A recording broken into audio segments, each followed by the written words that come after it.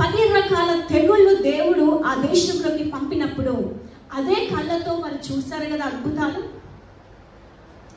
తర్వాత దేవుడు వాళ్ళని బయటకు తీసుకొని వచ్చిన తర్వాత ఎర్ర సముద్రాన్ని పాయల చేసి ఆన్న నేల మీద నడిపించడం కన్నులార అద్భుతాన్ని చూస్తారు కదా. హల్లెలూయా. పగలు మేఘస్తంభమై రాత్రి అగ్నిస్తంభమై దేవుడే వారితో ఉండి నడవటం కన్నులారా చూస్తూ ఉన్నారు. అయినా కూడా వాళ్ళు అడిగే ప్రశ్న ఏంటి తెలుసా? దేవుడు మనకు ఇక్కడ ఆహారాన్ని సిద్ధపరచగలడా? దేవుడు మనకి ఇక్కడ ఆహారాన్ని ఇవ్వగలడా? మనకు భోజనము ఈ అరణ్యములో ఆయన ఎలా మనకి సమకూరుస్తాడు? ఆయన వల్ల అవుతుందా? ఆయనకు అంత శక్తి ఉందా?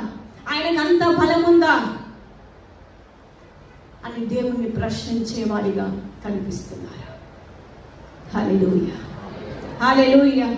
అంతకు ముందు దేవుని శక్తిని చూసిన వాళ్ళు, అంతకు ముందు దేవుని బలాన్ని చూసిన వారు ఇప్పుడు దేవుని చెప్పినప్పుడు విశ్వాసంతో వాళ్ళు నమ్ముతున్నారో దేవుడు వారికి నిజంగానే సమీపంగా ఉంటాడు.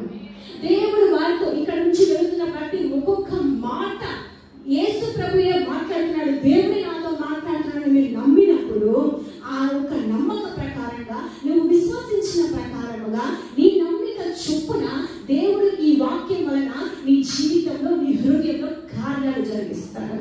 ఇదే మాటలు కొంతమంది నమ్మరు. నమ్మకపోతే ఆ కార్యాలు నమ్మిన వాళ్ళకు జరుగుతాయి కానీ నమ్మని వాళ్ళకు జరగవు. అంటే ఇక్కడ ఏది పని చేయాలి అంటే దేవుని శక్తి ఖచ్చితంగా పనిచేస్తుంది. కానీ ఆయన శక్తి పని చేయాలి అంటే ఫస్ట్ నీ నమ్మకం పని చేయాలి, నీ విశ్వాసం ఇక్కడ పని చేయాలి. అప్పుడు దేవుడు కార్యాలు చేస్తాడు. హల్లెలూయా.